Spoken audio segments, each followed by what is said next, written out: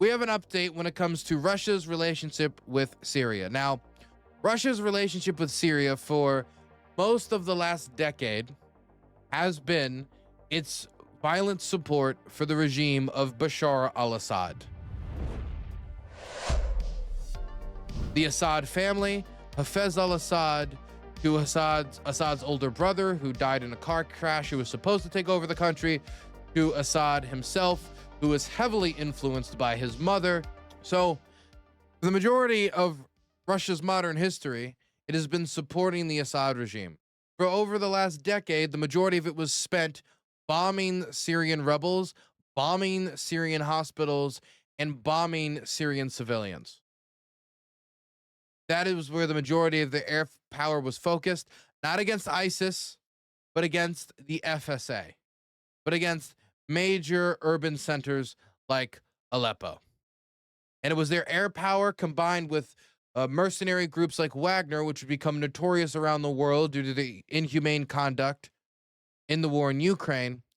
They would support the Assad regime. I do want to make note, though, that many of the things and culture that Wagner became known for example, sledgehammer executions, executing people by beating them to death with a sledgehammer, first actually showed itself in the war in Syria. There was a Syrian regime soldier who was forcibly conscripted into Assad's army and was being forced to fight, and who did not want to fight and refused to fight, that the Wagner group took, pushed on the ground, and then broke all of his limbs with a sledgehammer before killing him. So this type of behavior from Russian mercenaries actually gets a lot of its start both in Africa, but also in Syria. So after a decade of support for the Assad regime, something happened that they had not planned on.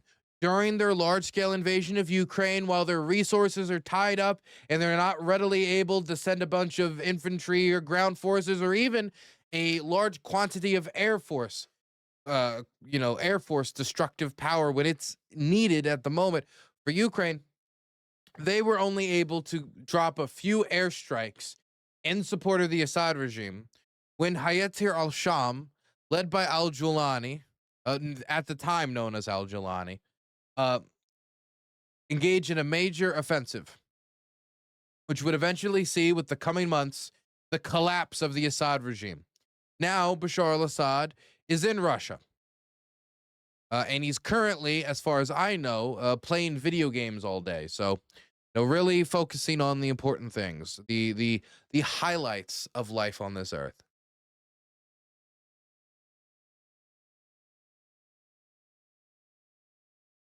So, after this occurs, the Russians scramble to get out of the country.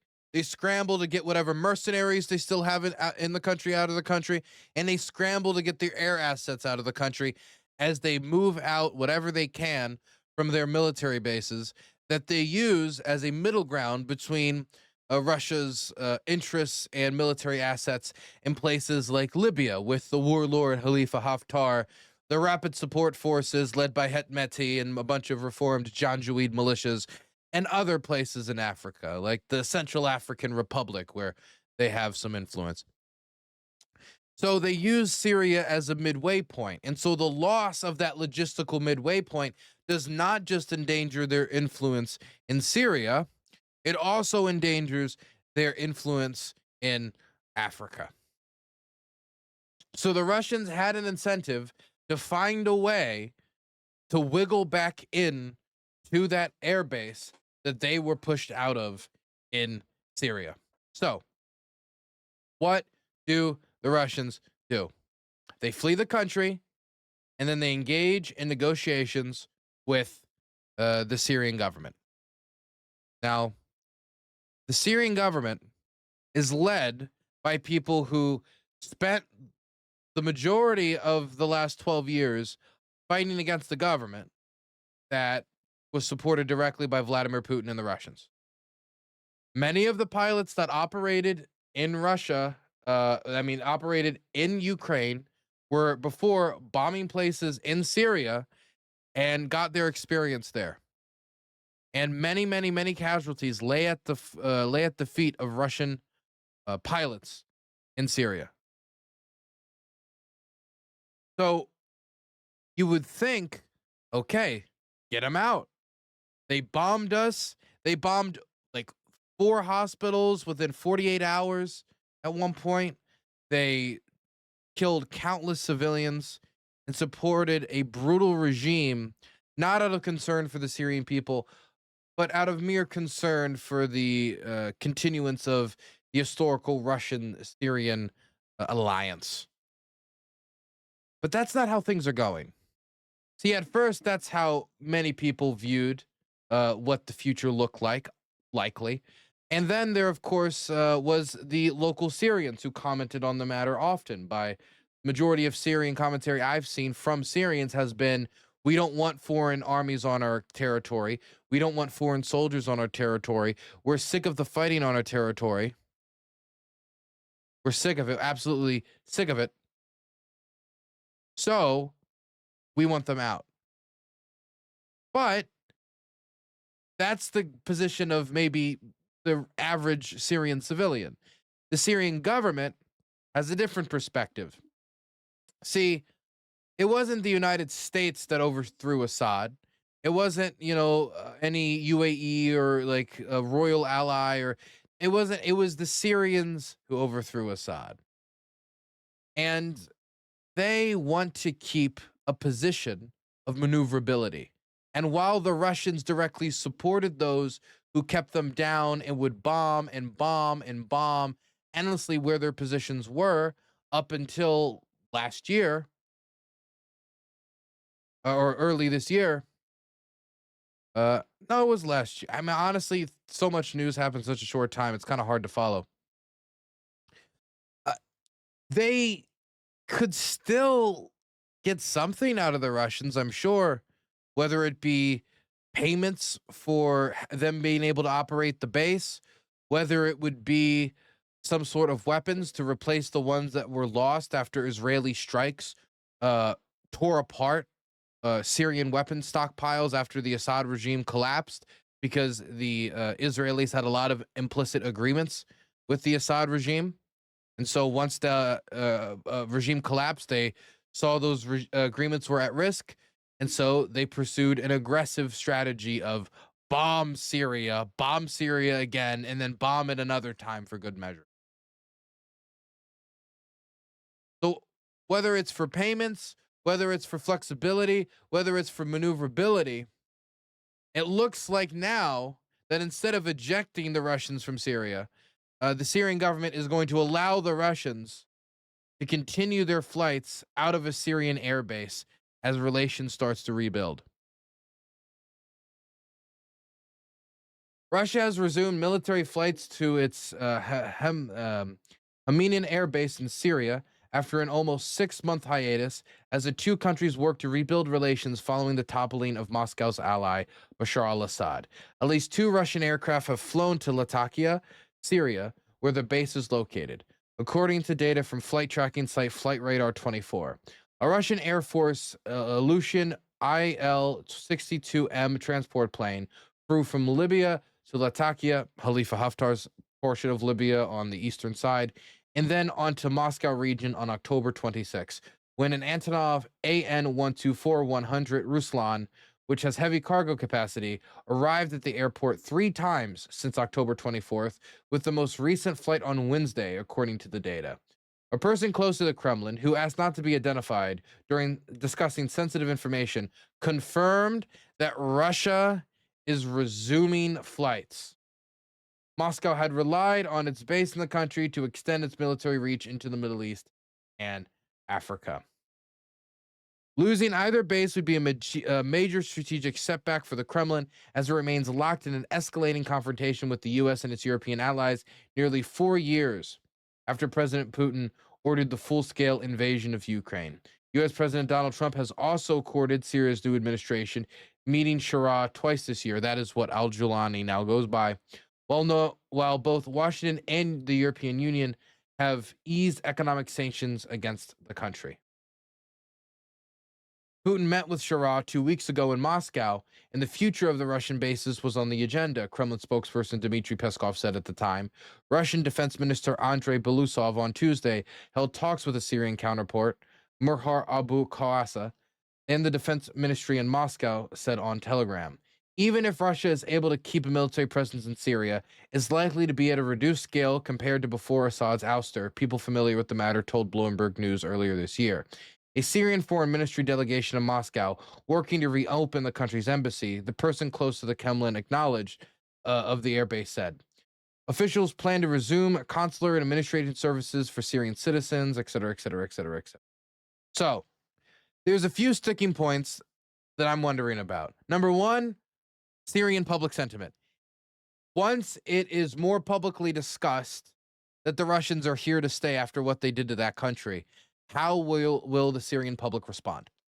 So far, al-Shara has been largely popular, but after the fighting with the Druze and some chaos within the country, some high-profile terror attacks against churches, there are questions. There are questions. And after a third of the parliamentary seats have been seemingly picked to be chosen by the sitting prime minister, the questions continue to mount. So, one question that somebody should have is of public sentiment. The next question that somebody should have is exactly what the Russians are going to offer in return. Are they going to be offering investment opportunities, which Syria needs to rebuild from scratch, so I can understand that? Or are they going to be offering something in the realm of defense? You know, the Israelis are bombing Syria. Maybe they would feel better if there was some larger power backing them. That one I find maybe a little bit more doubtful due to the history of the two groups, but it is not an impossibility. Another question that I would have is, what about the future of Bashar al-Assad? How can the government of Russia continue to have a cordial relationship with this new Syria as long as they continue to harbor the butcher of Syria, as long as they continue to harbor the person who fled his country when the going got tough and is now playing video games all day? At what point is this no longer useful for the Russians to host Bashar al-Assad, and it is more useful to turn him over or eject him and let the Syrians deal with the rest? Now, some might say that since Bashar al-Assad is in a completely weakened position, he holds no military behind him, he holds no country behind him, that right now, Bashar al-Assad is at his weakest point, and that he'll probably get ejected immediately upon an offer being made.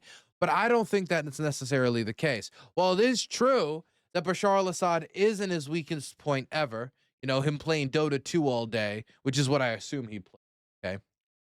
Because if you play Dota 2, you are probably a war criminal of some amount. He doesn't offer anything in the way of an army or of trade or of alliances. You know what he does offer? Credibility. The Russians look like backstabbers. They do. After what they did to the Armenians, after the Azerbaijanis pushed into Nagorno-Karabakh, the Russians can give whatever justification they want. It looked pretty weak. And the fact that the Russians are engaged in a large-scale invasion of Ukraine and that's taking up their resources was certainly at least one of the factors that helped determine how they moved and maneuvered around that. And if you're too busy and caught up in your own business to be involved in other people's business, people take note of that. Part of the Russian strategy to counter the United States isn't let's go fight the United States on the shores of Hawaii. It's let's get the United States to fight each other. Let's cause enough internal conflict, enough internal friction that they'll be shooting at each other. And then while they're shooting at each other in some Civil War II electric boogaloo, we can take a position of influence. We can move on Estonia, Latvia, Lithuania, Romania, Moldova. We can continue to move on these countries, and we can pressure Europe because the United States will not be there.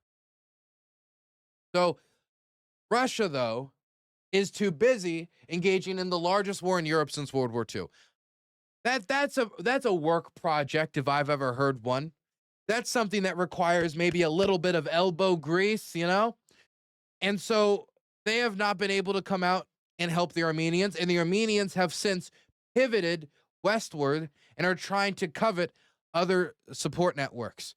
And in fact, one could even say that Donald Trump's negotiations between the Armenians and the Azerbaijanis and the agreement he made to have American troops, this is the byline that many people missed, American troops supporting the corridor instead of Russian troops, that was caused in part by a lack of trust in the Russians.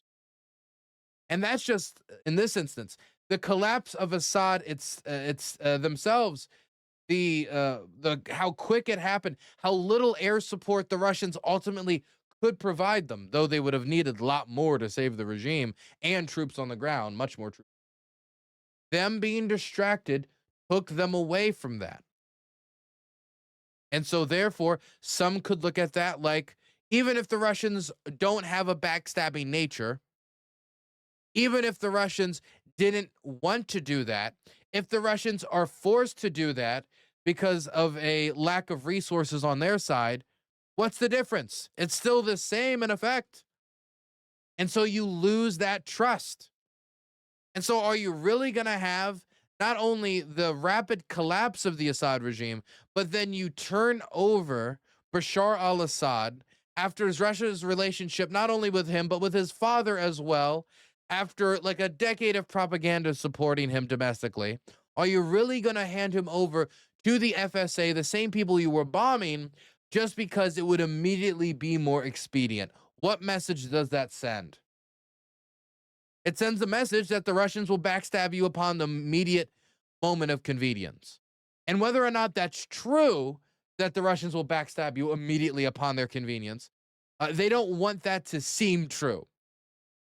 It's uncouth for it to seem correct, even if it is correct.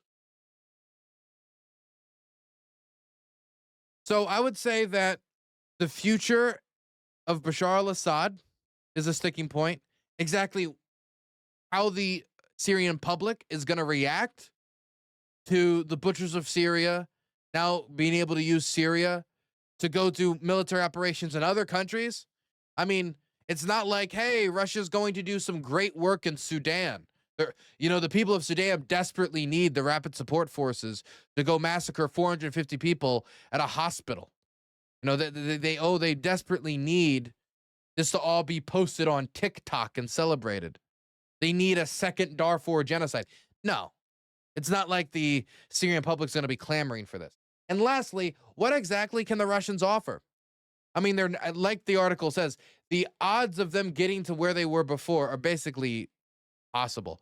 But if they can use Syria as a node, then it is still a vital part of Russia's imperial spiderweb leading into Africa.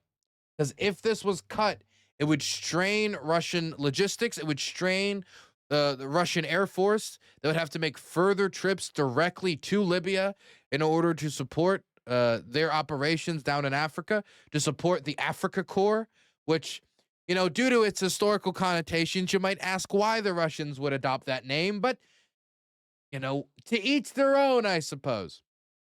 To each their own. Either way, there's a bunch of things that are still in the way before I would imagine that they would have a final agreement on this.